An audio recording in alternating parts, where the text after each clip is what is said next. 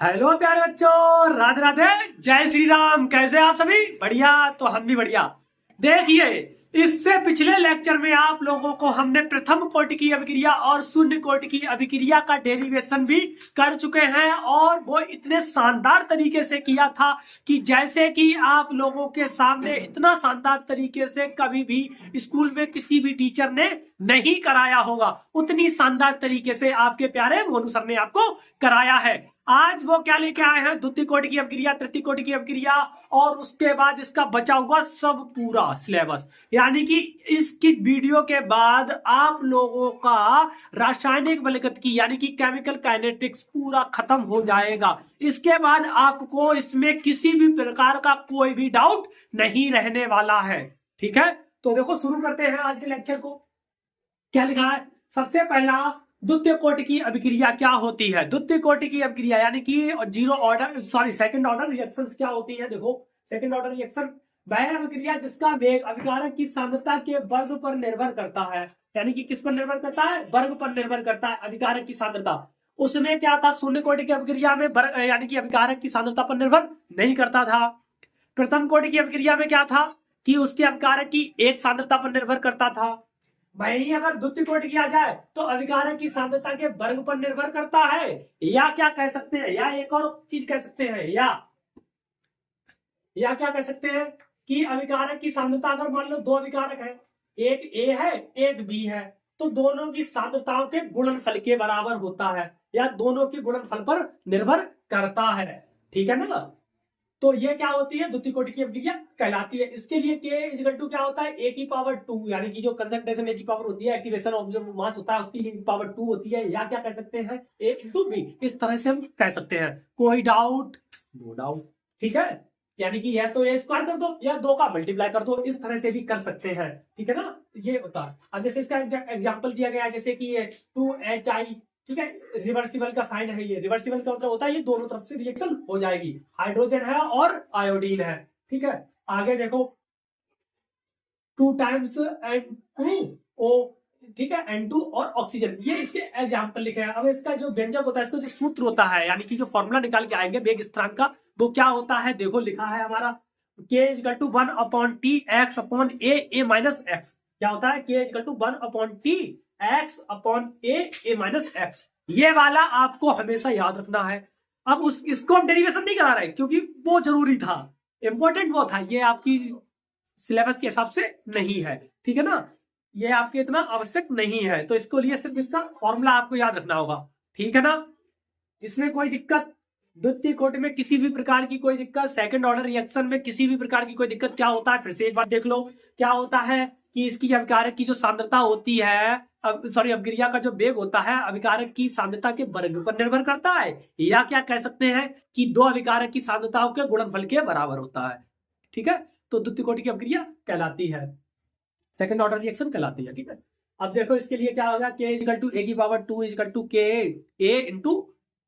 Equal to A into B. ठीक है, इस तरह से हम लिख सकते हैं। जैसे कि एग्जांपल लिखे हैं इसके लिए, व्यंजक K equal to 1/T x upon A minus A into A minus X. ये आपका फॉर्मूला है। ठीक है, अब आ जाओ तृतीय कोटि की अभिक्रिया।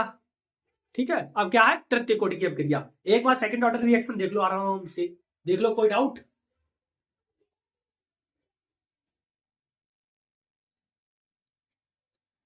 किसी प्रकार का कोई डाउट नहीं है?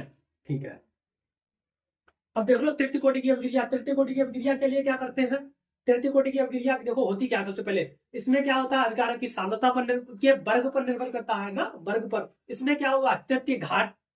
तृतीय कोटि की है ना, तो तृतीय घात कर देंगे, बाकी बिल्कुल सेम।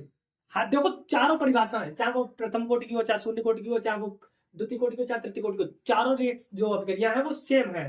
ठीक है, इसमें भी क्या है? वह अभिक्रिया जिसका वेग अभिकारक की तृतीय घात पर निर्भर करता है। इसमें क्या है? इसमें द्वितीय घात पर निर्भर करता है, इसमें तृतीय घात पर निर्भर करता है।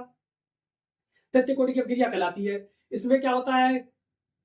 तृतीय कोटि की अभिक्रिया के लिए क्या बराबर होता है? A की पावर 3। ठीक है ना? या क्या कर सकते हैं? अगर इसमें अभिकारक हम 3 मान ले तो क्या कर सकते हैं? A इंटू बी इंटू सी, ये भी लिख सकते हैं। ठीक है, ठीक है ना? कोई डाउट? ABC लिख दिया हमने, 3 बार लिख दिया। ठीक है, क्योंकि 3 हो सकती हैं तो तीनों को क्या कर दिया हमने? अलग अलग बारी बारी से लिख दिया है। ओके, कोई डाउट? जैसे कि ऊपर लिखा था वैसा ही इधर लिख दिया। इसका एग्जाम्पल भी देखो लिखा है, NO equal to NO plus O2 equal to NO2, ठीक है, CO plus O2 equal to CO2, और ठीक है ना, CO यानी कि कार्बन मोनोऑक्साइड। ठीक है, इसका फॉर्मूला क्या होता है? फॉर्मूला देख लो कितना सरल है। ठीक है, आपको सबसे सिंपल तरीके से, जिसमें कठिन, वैसे हम चाहें इसको दूसरी तरह भी लिख सकते हैं, आपके इनको जो लिखने का तरीका है ना कई हो सकते हैं, लेकिन हमने वो लिखा है जो सबसे याद करने में बिल्कुल आसान रहे, किसी भी प्रकार की कोई समस्या ना रहे। इसको क्या है, K इजकल टू 1/2T, ठीक है, ब्रैकेट में क्या लिखा है, 1/a-x का होल स्क्वायर माइनस 1/a²। ठीक है, ये आपका फॉर्मूला कितना सरल है, K is equal to 1/2T 1/a-x का होल स्क्वायर माइनस 1/a², है सरल। तो इसको हमने लिख लिया। अब इनमें कोई दिक्कत हो तो देख लो, किसी भी प्रकार की, देख लो एक बार।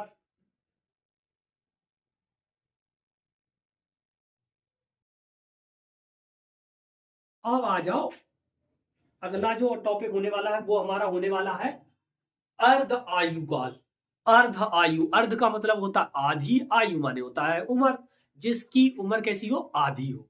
अरे यहाँ तो ऐसी क्या बात, आधी उम्र कब होती है? आधी उम्र होती है जब कहीं पर, यानी कि आधी उम्र यानी कि जब कोई भी अपनी चीज का प्रारंभिक मात्रा का आधा रह जाता है। जैसे कि देखो लिखा है, समझाते हैं, वह समय जिसमें अभिकारक की सांद्रता प्रारंभिक सांद्रता की आधी रह जाती है, यानी कि प्रारंभ में उसकी जितनी सांद्रता होगी और उसकी जितने समय में आधी रह जाए, यानी कि जितनी थी कितने समय में उसकी आधी रह जाती है, तो जो समय होता है उसी को कहते हैं अभिक्रिया की अर्धायु कहते हैं। उसी को क्या कहते हैं, अभिक्रिया की अर्धायु कहते हैं। उसी को क्या कहते हैं, अभिक्रिया की अर्धायु कहते हैं। इसे टी हाफ से प्रदर्शित करते हैं। क्या कहते हैं, टी हाफ। अर्ध माने आधा, हाफ माने होता है आयु, अर्धायु। ठीक है, हाफ माने क्या होता है, आधा, और ठीक है लाइफ, ठीक है, लाइफ माने क्या होता है, तो आधी आयु, ठीक है, अर्धायु। ऐसे ही जैसे कि कभी भी कोई कोई एक है भाई, उनके एक आधे कब रह जाते हैं, जब कोई उन्हें छोड़ के चला जाता है, या किसी की याद में वो जब आधे हो जाते हैं, उस समय क्या होता है, देखो आपके सामने एक अच्छी सी शायरी है। ध्यान मग्न था उस ध्यान मग्न था उसने धीरे से मेरा हाथ थामा। ध्यान मग्न था, मेरे मैं उनके ध्यान में इतना खोया था, इतना खोया था, और उन्होंने क्या किया, मेरे हाथ को हल्के से थाम लिया। ठीक है, आंखें खुली तो देखा, जब आंखें हमारी खुली तो हमने क्या देखा कि वो आखिरी बार उनका मुस्कुराना, यानी कि हम उनकी याद में खोए हुए थे, और ऐसा लगा कि उन्होंने मेरे हाथ को थाम लिया है। जैसे ही मेरी आंखें खुली तो मुझे पता चला, अरे ये तो सिर्फ सपना था, और उनका ये आखिरी बार ही मुस्कुराना देखा हमने, यानी कि उनका आखिरी बार मुस्कुराना वही याद आया हमें, और उसके बाद का सब कुछ भूल गए हम। ठीक है, तो इस तरह से था। एक और है अच्छी सी, वो भी देखो सुनाते हैं।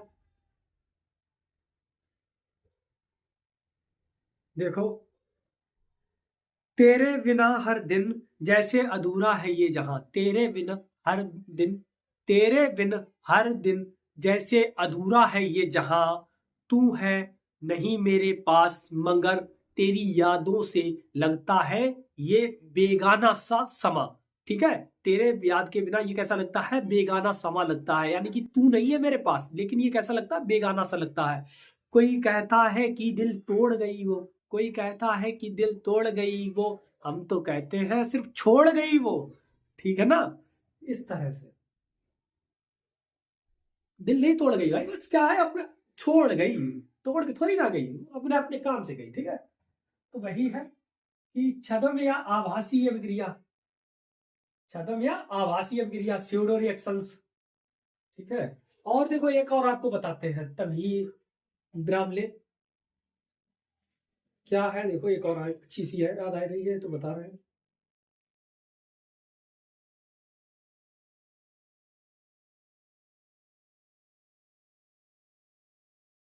एक और है, चांद तारे भी शर्मा जाए तेरे हुस्न के आगे, चांद तारे भी शर्मा जाएंगे तेरे हुस्न के आगे, चांद तारे भी शर्मा जाएंगे तेरे हुस्न के आगे, दिल मेरा धड़कता है सिर्फ तेरे नाम के आगे। क्या, चांद तारे भी शर्मा जाएंगे तेरे हुस्न के आगे, दिल मेरा धड़कता है सिर्फ तेरे नाम के आगे। तो इस तरह से क्या है कि अब जब इतनी किसी की याद आएगी तो क्या होगा, स्वाभाविक रूप से वो आधा रह जाएगा, आधा रह जाएगा ना।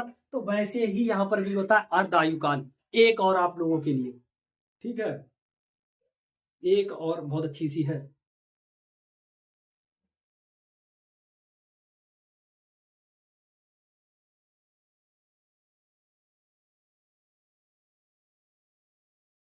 देखो, दर्द है दिल में पर इजहार नहीं होता, दर्द है दिल में पर इजहार नहीं होता, जख्म है पर कोई दिखाने वाला निशान नहीं होता।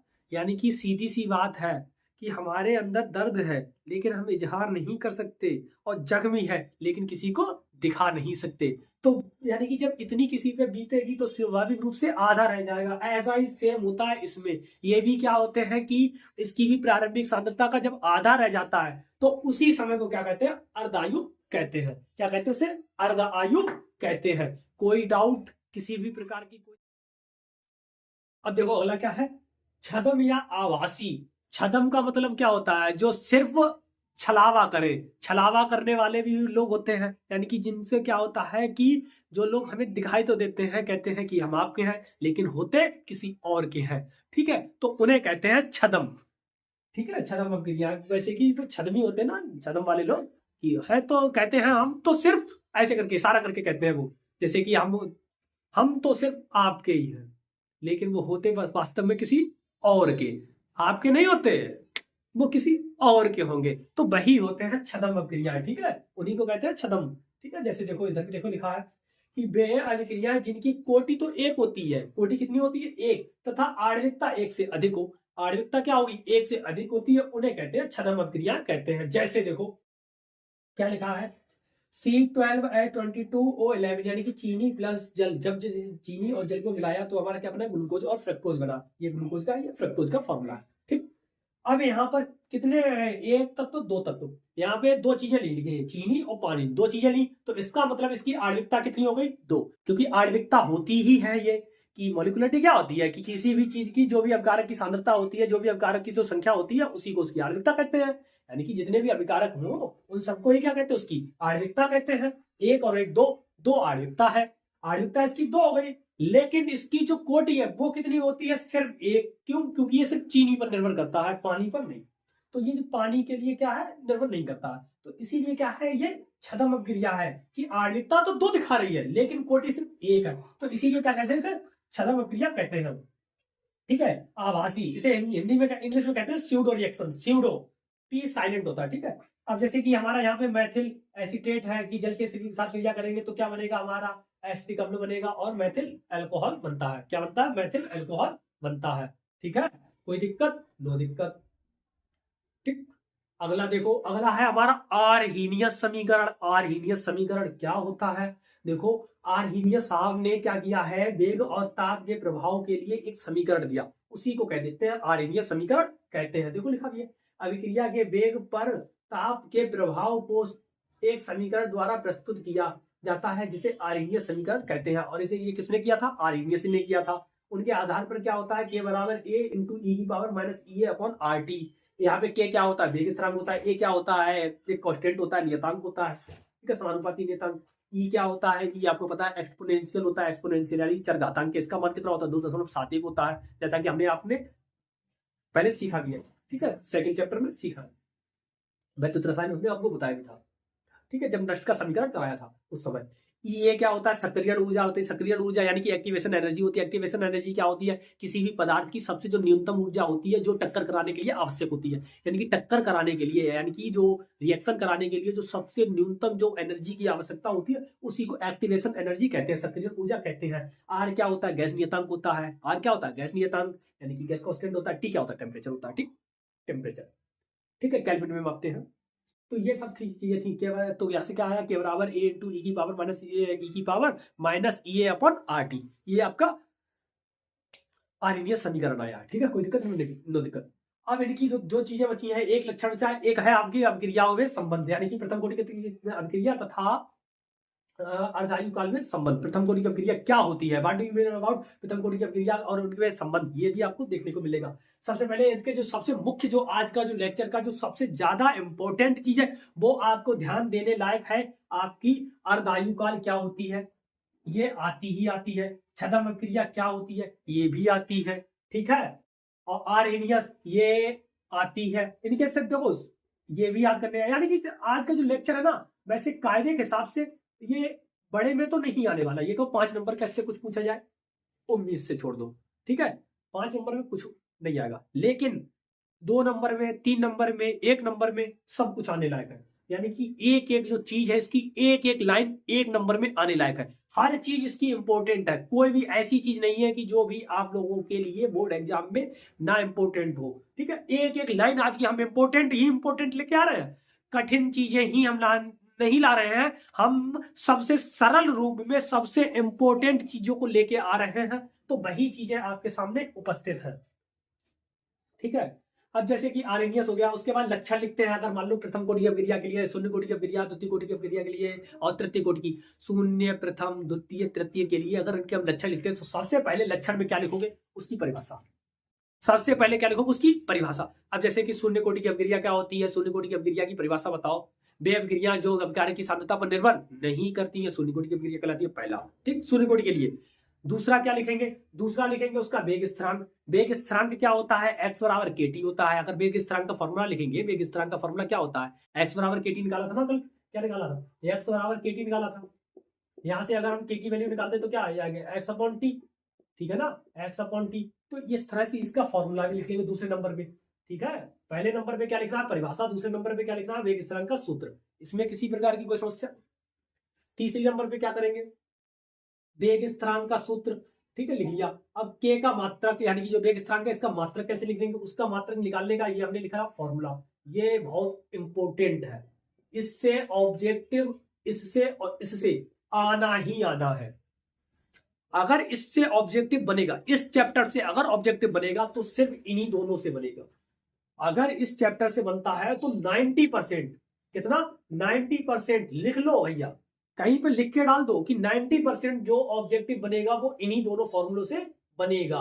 क्योंकि हमेशा इन्हीं से ही बनता है, चाहे वो आपका 12th का हो, चाहे वो कहीं का भी हो, इनसे ऑब्जेक्टिव आना ही आना है, ठीक। तो देख लो, के का मात्रक क्या होता है, मोल पर लीटर की पावर 1 - टाइम इनवर्स। अब ये मोल क्या होता है, ठीक है, मोल में मापे जाते हैं, मोल पर लीटर। जैसे कि आपको हमने फर्स्ट चैप्टर में बताया बिलियन में कि मोलरता निकाली जाती है, ठीक है। मोलरता क्या होती है, मोल पर लीटर में ही निकालते हैं। की पावर 1 - 1 - का मतलब होता है, अगर हम मान लो शून्य कोटि के लिए निकालते हैं, शून्य कोटि के लिए अगर हम के का मात्रक निकालते हैं, शून्य कोटि के लिए, किसके लिए, शून्य कोटि के लिए, एक के लिए निकालना है, ठीक है। उसके बाद आप लोगों को सबका लिख के बताना है। द्वितीय की, प्रथम, द्वितीय, तृतीय, यानी कि फर्स्ट, सेकंड, थर्ड, इनकी आपको लिख के बतानी है। फर्स्ट का हमने और जीरो का हम निकालना है, ठीक है, किसके लिए, शून्य कोटि के लिए, ठीक है, के का मात्रक। अब देखो क्या हो जाएगा, कंसंट्रेशन की पावर, यानी कि मोल की, क्या लिखा, मोल पर लीटर, मोल पर लीटर की पावर 1 - की जगह पे क्या करते थे, n जो होता है वो ही होता है number of order reaction, order of reaction, ठीक है, कितना है। यानी कि हम शून्य कोटि के लिए निकाल रहे हैं तो n बराबर क्या हो जाएगा, जीरो। तो जीरो और टाइम इनवर्स, ठीक है, टाइम इनवर्स ऐसे ही रखा। तो मोल पर लीटर ये तो हमारा ऐसा ही रहा, ठीक है, मोल पर लीटर ऐसा ही रखा हमने। और इसकी पावर किसी 1 - 0 क्या होती है, 1, यानी कि 1 - 1 तो 1 हो गई, यानी कि यही रह गई। और ये क्या है, टाइम इनवर्स। तो टाइम इनवर्स ये, यानी कि मोल पर लीटर, मोल पर लीटर टाइम इनवर्स, ये किसकी आई है, आपकी शून्य कोटि की अपक्रिया के लिए आई है। हिंदी में चाहो हिंदी में भी लिख लेना, मोल प्रति लीटर और समय इनवर्स। समय चाहे वो सेकंड में ले, चाहे वो मिनट में ले, चाहे वो घंटे में ले, चाहे वो दिनों में ले, किसी में भी ले, समय समय होता है, ठीक है। आप मिनट में चाहे तो मिनट में ले सकते हैं, सेकंड में चाहे तो सेकंड में ले सकते हैं, जिसमें दिया गया होगा उसमें रहेगा, ठीक है। ये इसका तरीका हो गया। एक और चलो बात बता दे रहे हैं आप लोगों के लिए, किसका, प्रथम कोटि का। चलो पहले शून्य का लिख लो, एक बार लिख लो, ये ले लीजिए पहले, अच्छा शून्य कोटि के लिए लिख लो, फिर प्रथम का बताते हैं, लिख लो, ठीक है, लिख लिया।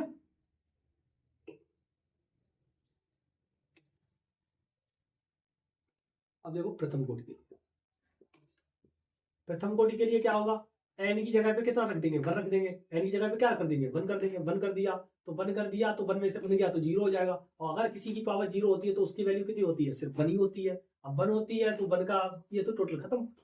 किसी भी संख्या की पावर 0, उस सब की वैल्यू कितनी होती है, 1। तो इस सब की तो कितनी हो जाएगी, 1। बचेगा क्या, सिर्फ समय बचेगा। तो क्या हो जाएगा, सिर्फ समय इनवर्स यानी कि टाइम इनवर्स बचेगा। ठीक है, टाइम इनवर्स, बस इतना ही बचेगा, बाकी सब ये हमने आपको 2 बता दी। अब तृतीय कोटि की और द्वितीय कोटि की ये आप लोगों को कमेंट बॉक्स में लिखनी है। द्वितीय और तृतीय कोटि की जो अभिक्रियाओं की जो वेग स्थिरांक का जो मात्रक है, ये आप लोगों को कमेंट बॉक्स में लिखना है। ठीक है, लिखो आप लोग, तक हम इसको रफ करते हैं। ठीक है,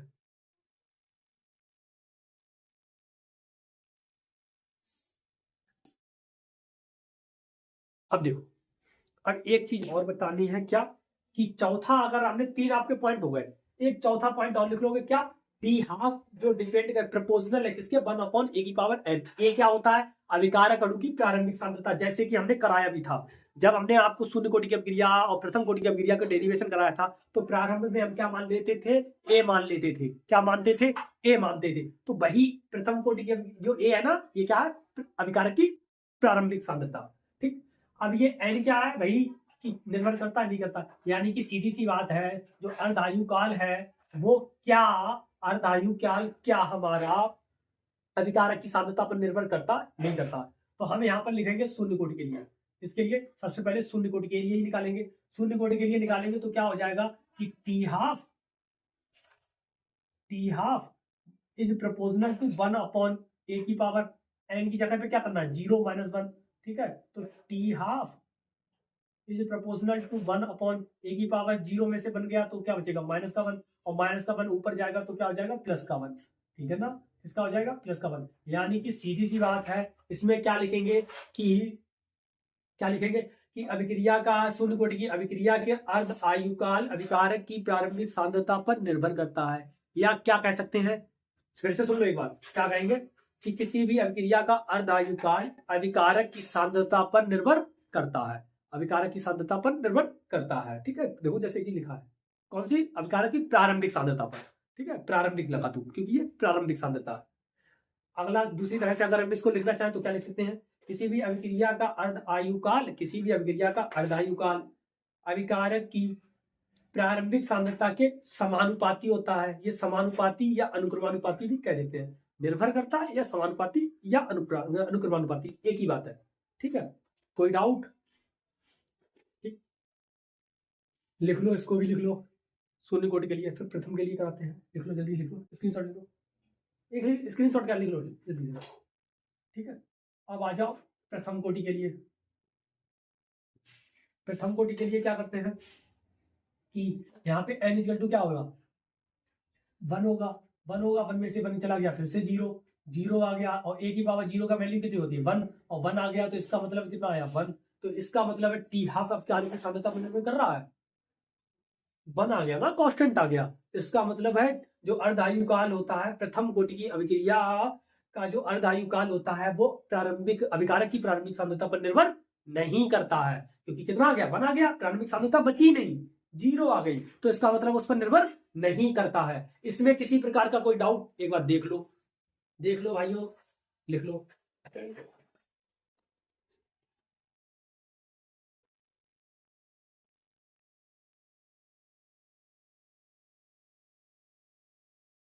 लिख लो प्यारे बच्चों, जल्दी से लिख लो।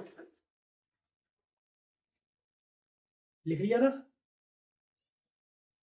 ठीक है। ठीक है, इस तरह से हम लिख सकते हैं। ये किसके लिए लिख दिया हमने, प्रथम कोटि के लिए। ठीक है, अब एक चीज और आपको बहुत इंपॉर्टेंट चीज है, लेकिन वो हमने यहाँ पे जगह कम होने की चक्कर में नहीं लिखी है, इसको हम रफ कर रहे हैं। ठीक है, वो हमने लिखी नहीं है, वो हम आप लोगों को अभी आप लोगों के जो स्क्रीन पर आपको उसका नोट्स मिल जाएगा। ठीक है, जैसे ही हम खत्म करेंगे ना इसको, फिर आपके नोट्स वहीं पे मिल जाएगा, क्योंकि हमारे पास जगह की उपलब्धता थोड़ी कम थी। ठीक है, कोई बात नहीं, लेकिन हाँ आपके पास मिलेगा जरूर, अभी हम समझा दे रहे हैं, फिर मिल जाएगा। अब देखो, प्रथम कोटि की अभिक्रिया तथा अर्ध आयुकाल में संबंध बताओ। प्रथम कोटि की अभिक्रिया और अर्ध आयुकाल की अगर संबंध आ जाए तो इसको आप क्या करना, 7 स्टार 5 स्टार जो भी चाहो वो दे देना, क्योंकि ये आपका मोस्ट इंपॉर्टेंट है। इसमें देखो हमने जैसे सब नहीं बताया, हमने क्या क्या बताया, एक ये चीज इंपॉर्टेंट है क्योंकि ये पूछ ली जाती है ऑब्जेक्टिव में, ठीक है। उसमें से नीचे वाले दो, और उसमें से एक अर्धायु काल है, एक छठा प्रक्रिया, ये आने लायक होती है। इनके सिर्फ फॉर्मूले, ज्यादा नहीं है कि सब कुछ इंपॉर्टेंट। वैसे हाँ, एक एक लाइन जो है ना है सब इंपॉर्टेंट, लेकिन ये को मोस्ट इंपॉर्टेंट में आता है तो ये आते हैं, है एक एक चीज इंपॉर्टेंट आनी चाहिए आप लोगों को।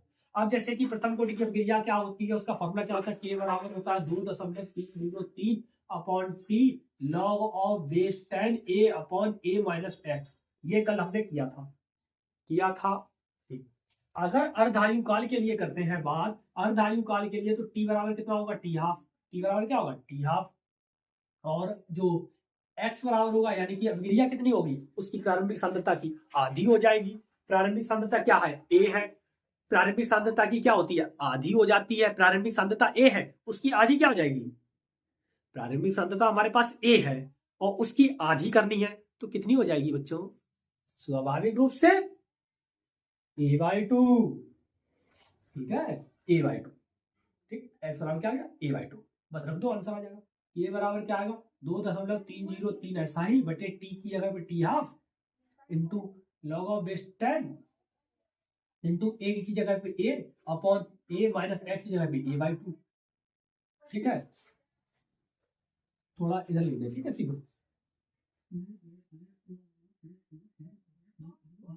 जगह बहुत कम बची, जगह तो कम बच गई, क्या करें। चलो ठीक है, 2 बराबर छोटा छोटा लिख रहे हैं, 2.303 बटे टी हाफ, ठीक है, इंटू लॉग ऑफ बेस 10। अब यहाँ पे हम समझा दे रहे हैं, ठीक है, बेस 10। अब यहाँ पे समझा दे रहे हैं, डायरेक्ट लिखना पड़ेगा। क्या आ जाएगा, ए ऊपर है, नीचे बटे ए माइनस a/2।